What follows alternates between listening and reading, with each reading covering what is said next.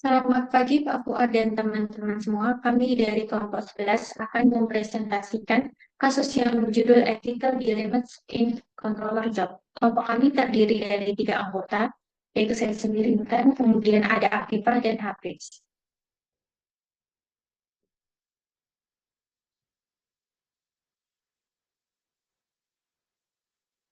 Oke, pertama kita masuk ke overview case. Robert Johnson memulai karirnya sebagai auditor di firma audit besar yaitu Arthur Andersen. Pada tahun 1991, Robert memulai karirnya dalam junior position. Kemudian pada tahun 1993, Robert beralih menjadi tim leader. Lalu pada tahun 1996, Robert diangkat sebagai manajer. Setelah itu pada tahun 1998, Robert mendapatkan tawaran dari salah satu klien utamanya untuk menjadi controller di perusahaan. Kemudian akhirnya Robert meninggalkan Arthur Andersen dan menerima tawaran sebagai controller di Integrity Systems Limited. Robert juga mendapatkan tawaran dari CFO-nya, John Bralin Simmons, sebagai mentor untuk membantu staff junior mengatasi dilema pekerjaan.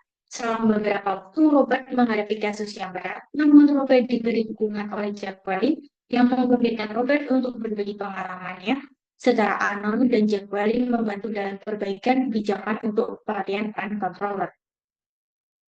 Untuk kasus yang dibahas Robert dan Jack Welly itu apa saja nanti akan dibahas di pembahasan soal kasus. Masuk ke pembahasan soal kasus, pertanyaan nomor 1. Apa persamaan dan perbedaan kompetensi yang diharapkan dimiliki oleh auditor dan kontrol? Sebelum masuk persamaan dan perbedaan kompetensinya, kami akan menjelaskan terlebih dahulu apa itu auditor dan controller. Auditor adalah profesional independen yang meninjau keakuratan dan transparansi catatan serta proses keuangan suatu organisasi. Sedangkan controller adalah individu dalam suatu organisasi yang bertanggung jawab mengawasi proses akuntansi dan keuangan organisasi. Masuk ke persamaan kompetensi dari sisi keterampilan berkomunikasi. Baik auditor maupun controller dituntut untuk memiliki keterampilan berkomunikasi secara formal dan tertulis yang kuat. Sebagai contoh, auditor harus mampu menyusun laporan audit dan melakukan presentasi, wawancara, dan diskusi. Sedangkan controller harus mampu menganalisis dan menafsirkan laporan kinerja kepada manajer melalui presentasi. Kemudian dari sisi kemampuan interpersonal, baik auditor maupun controller harus menjadi pendengar yang aktif. Ini tidak hanya sekedar mendengar kata-kata, tetapi mereka juga harus memahami makna di balik kata-kata dan merespon dengan empati. Mereka juga harus mampu mengelola perbedaan pendapat atau konflik dalam pekerjaan dengan cara yang tepat.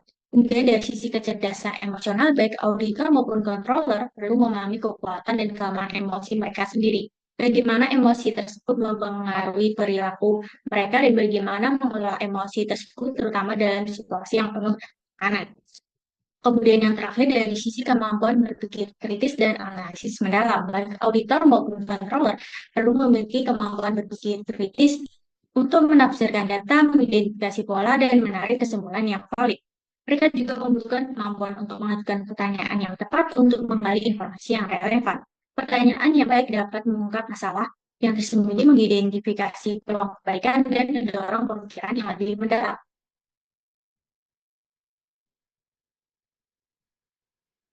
Kemudian masuk ke perbedaan kompetensi dilihat dari sisi persyaratan independensi. Auditor adalah pihak eksternal yang harus memiliki independensi untuk menjamin objektivitas dalam menilai laporan keuangan organisasi. Sedangkan controller merupakan bagian dari manajemen perusahaan dan terlibat dalam aktivitas operasional, sehingga controller tidak dapat dianggap sebagai pihak yang independen. Kemudian dari sisi kompetensi teknis, auditor berfokus pada risiko yang dapat mempengaruhi kewajaran penyajian laporan keuangan. Sedangkan controller bertanggung jawab dalam menilai risiko operasional yang potensial terjadi dan dampaknya terhadap kinerja keuangan. Kemudian auditor harus mampu memastikan bahwa laporan keuangan yang disajikan oleh perusahaan memberikan gambaran yang wajar tentang posisi keuangan, kinerja, dan aktivitas perusahaan. Sedangkan controller harus memiliki kemampuan untuk merancang dan menerapkan sistem yang dapat meningkatkan efisiensi operasional. Kemudian, auditor tidak terlibat dalam proses pengambilan keputusan organisasi. Mereka hanya memberikan opini secara objektif tentang kewajaran laporan keuangan, sedangkan controller tidak membuat keputusan bisnis tetapi terlibat dalam proses pengambilan keputusan organisasi seperti mampu memahami bagaimana manajer itu berperilaku dan mengambil keputusan dan memberikan kerangka pengambilan keputusan yang akurat kepada manajer. Oke, masuk ke pertanyaan nomor 2. Diskusikan kasus-kasus tadi dengan mempertimbangkan beberapa pertanyaan berikut. Untuk pertanyaan nomor 2A, apa masalah utamanya? Oke, kita masuk ke kasus pertama, ada Jim dan Carl, di mana Jim sebagai manajer BU Business Unit dan Carl sebagai controller BU. Jim menghadapi potensi kehilangan bonus tahunan akibat risiko kerugian produksi pada unit bisnisnya. Sehingga Jim manipulasi laporan keuangan dengan cara melepaskan sebagian cadangan untuk memperbaiki kinerja unit bisnisnya.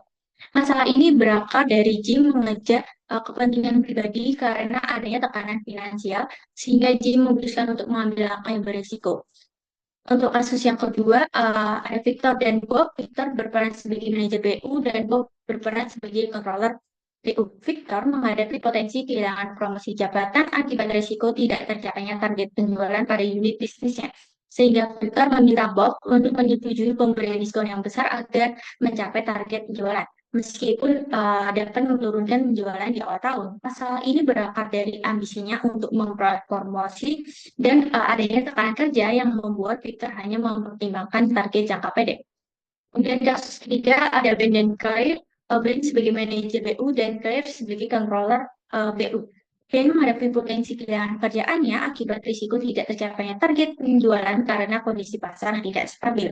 Sehingga Ben memanipulasi proposal anggaran tahun depan dengan memasukkan safety margin melalui cara menurunkan estimasi penjualan. Masalah ini berakar dari Ben mengejar kepentingan pribadi untuk mempertahankan pekerjaannya, sehingga mendorongnya untuk mengambil tindakan yang tidak sah.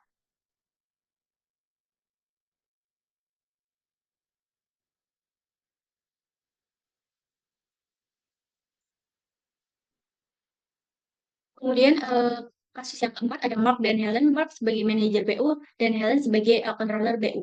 Mark menghadapi potensi tidak mendapatkan konsultan untuk proyek tahun depan karena proyek tersebut bergantung pada ketersediaan dana. Sehingga Mark ingin menggunakan anggaran konsultan tahun ini untuk proyek tahun depan. Masalah ini berakar dari Mark mengejar kepentingan organisasi untuk mengamankan proyek tahun depan agar memperoleh konsultan untuk proyek tersebut. Kemudian kasus yang kelima ada David dan Henry. David berperan sebagai manajer BU dan Henry sebagai controller BU. David menghadapi potensi pemotongan anggaran yang membuat proyek inovasi yang diusulkan terancam batal. Sehingga David mengusulkan Henry untuk meningkatkan estimasi biaya agar proyek tersebut tetap dapat berjalan. Masalah ini berakar dari David mengejar organisasi untuk tetap melaksanakan proyek inovasi. Kemudian kasus yang terakhir, kasus ke-6 itu ada George dan James. George sebagai manajer BU dan James sebagai controller BU.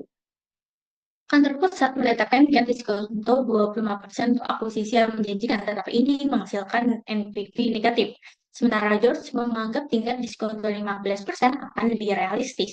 Karena kebijakan tidak bisa berubah, George manipulasi proyek si pertumbuhan penjualan agar NPV menjadi lebih realistis. Masalah ini berakar dari pengambilan keputusan di kantor pusat dengan kebutuhan BU.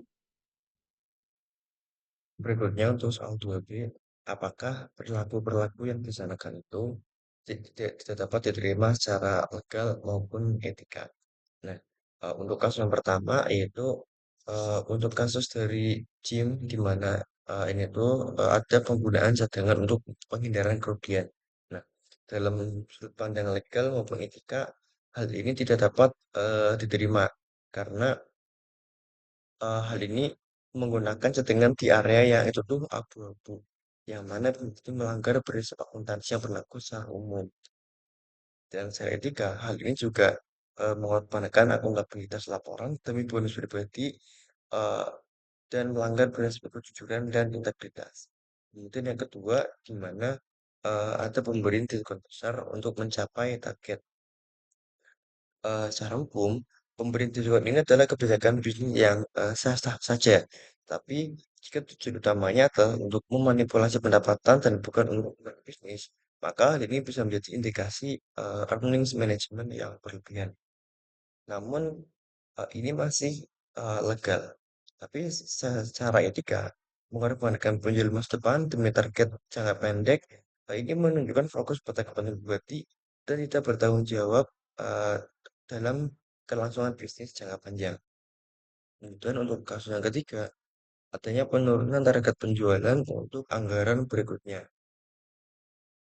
Dalam sudut pandang legalitas, pengurangan target penjualan ini dapat dianggap sebagai upaya budgetary select yang berarti membuat anggaran terlalu rendah untuk memudahkan pencapaian target. Nah, hal ini mungkin tidak melanggar hukum secara langsung, tetapi bisa menjadi indikasi ketidakjujuran dalam laporan. Nah, akan tetapi dalam legalitas hal ini masih tetap dianggap legal. Nah, di sisi lain, secara etika, hal ini eh, hal ini merupakan suatu hal yang tidak etis karena adanya pelaporan target yang lebih rendah dari estimasi terbaik, yang mana itu melanggar prinsip transparansi dan juga akuntabilitas.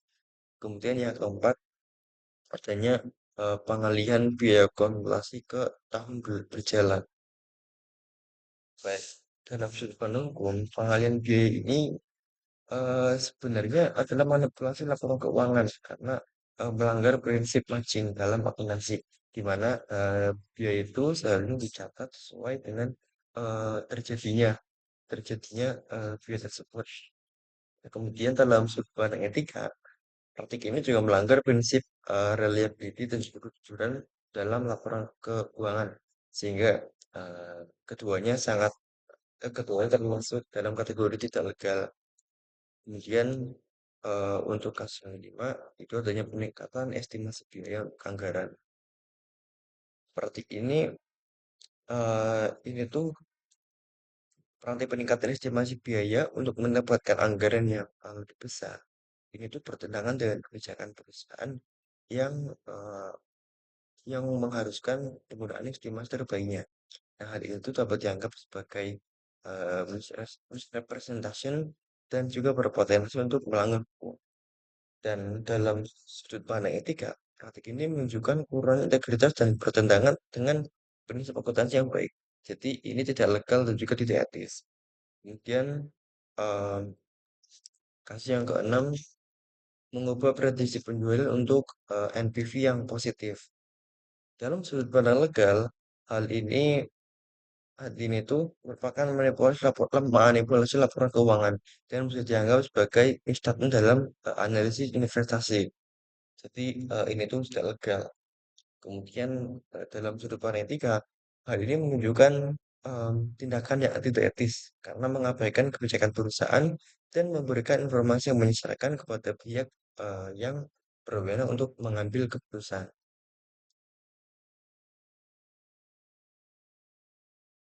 Nah, berikutnya 2C.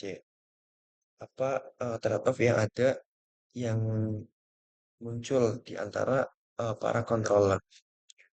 Em, Terdapat tiga macam trade-off di sini. Yang pertama adalah conflict of interest, di mana para kontrol ini harus memilih di antara memenuhi permintaan manajer bisnis unit yang mungkin meningkatkan hubungan profesional mereka atau tetap mematuhi standar etika dan mematuhi permintaan itu bisa berdampak positif pada hubungan kerja, tetapi berisiko merusak reputasi profesional dan menghadapi konsekuensi hukum. Kemudian permasalahan jangka pendek dan juga jangka panjang. Dalam hal ini jangka waktu.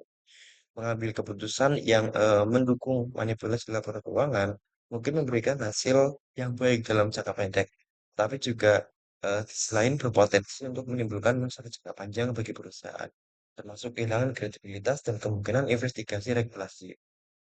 Kemudian yang ketiga, loyalitas antara manajer dan juga perusahaan. Controller mungkin merasa tertekan dari manajer bisnis unit yang menjadi atasan langsung mereka. Tapi mereka juga memiliki kewajiban eh, fidusia, fidusia terhadap perusahaan secara keseluruhan dan juga kepada stakeholder yang bergantung pada laporan keuangan yang terbuka.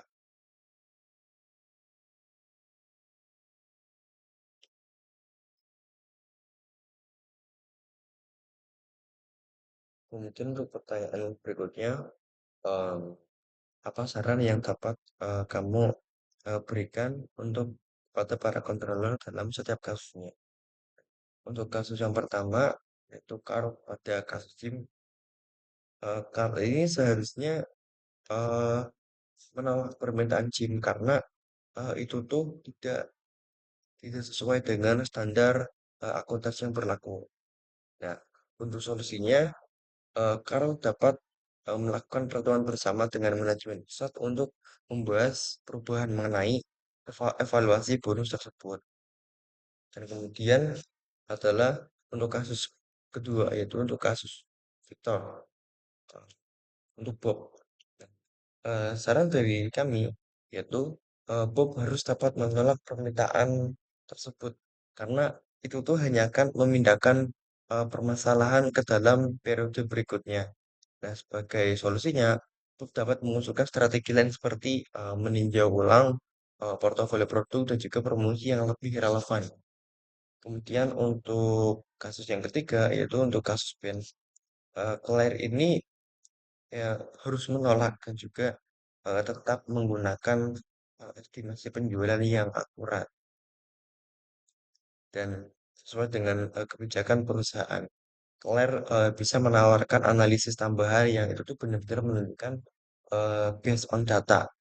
Nah, yang itu akan membantu meningkatkan keyakinan reliability pada manajemen bahwa estimasi ini telah sesuai dengan kondisi pasar. Dan jika PIN ini khawatir dengan jika PIN khawatir dengan ketidakstabilan pasar, maka Claire dapat membantu PIN untuk mengajukan permintaan dukungan tambahan dari manajemen pusat seperti mungkin peningkatan anggaran pemasaran. Nah, berikutnya untuk kasus yang keempat yaitu Mark, yaitu kasusnya Mark. Di sini Mark itu mengusulkan agar sebagian biaya konsultan itu dibayarkan dari anggaran tahun ini, walaupun pekerjaan buruh eh, akan dimulai tahun depan. Nah, solusinya tuh Helen harus menolak permintaan Mark tersebut karena hal ini karena hal ini tentunya melanggar prinsip akuntansi. Helen bisa membantu Mark untuk bernegosiasi dengan manajemen pusat mengenai pentingnya proyek ini dan juga meminta anggaran tambahan atau menjelaskan risiko pemotongan dari anggaran proyek strategi tersebut. Nah, kemudian untuk kasus yang kelima yaitu kasusnya David. Dalam kasus ini, David meminta Henry untuk meningkatkan estimasi biaya agar mendapatkan anggaran yang cukup. Meskipun kebijakan perusahaan menyatakan bahwa estimasi harus berdasarkan perkiraan yang terbaik. Nah, di situ Henry harus menolak permintaan David tersebut karena seharusnya eh, dia tuh bisa tetap menggunakan estimasi terbaiknya based on data dan juga analisis yang mendalam. Nah, Henry ini bisa menyusun argumen dengan menggunakan data yang kuat dan juga bagus dari proyek-proyek sebelumnya untuk menunjukkan kebutuhan anggaran yang benar-benar realistis.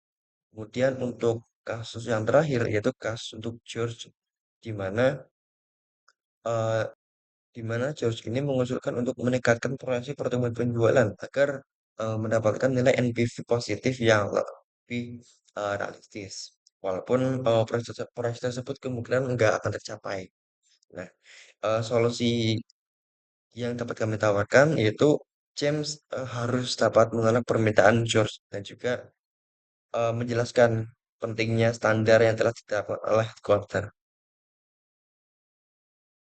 Terus di kasus 6 yaitu terdapat dilema di mana George itu mengusulkan untuk meningkatkan versi pertumbuhan ini.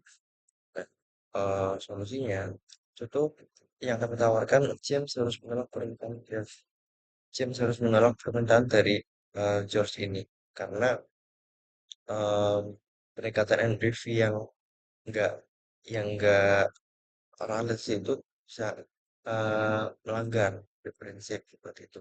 Dan eh, James ini bisa mengusulkan agar mungkin bisa dilakukan semacam evaluasi tambahan dengan menggunakan tingkat risiko yang lebih realistis berdasarkan analisis risiko yang lebih mendalam tanpa memanipulasi angka proyeksi dari penjualan itu sendiri.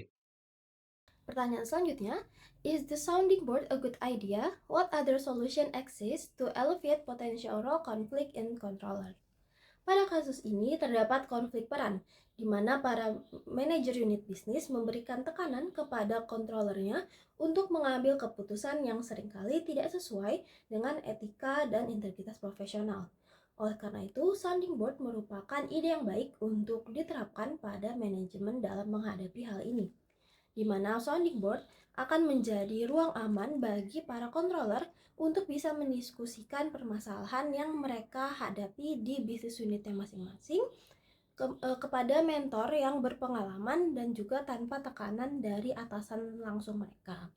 Selanjutnya, ketika controller sudah melakukan konsultasi kepada mentornya, ini akan meningkatkan kepercayaan diri dari controller untuk bisa membuat keputusan yang sesuai dengan integritas profesional mereka yang mereka pegang.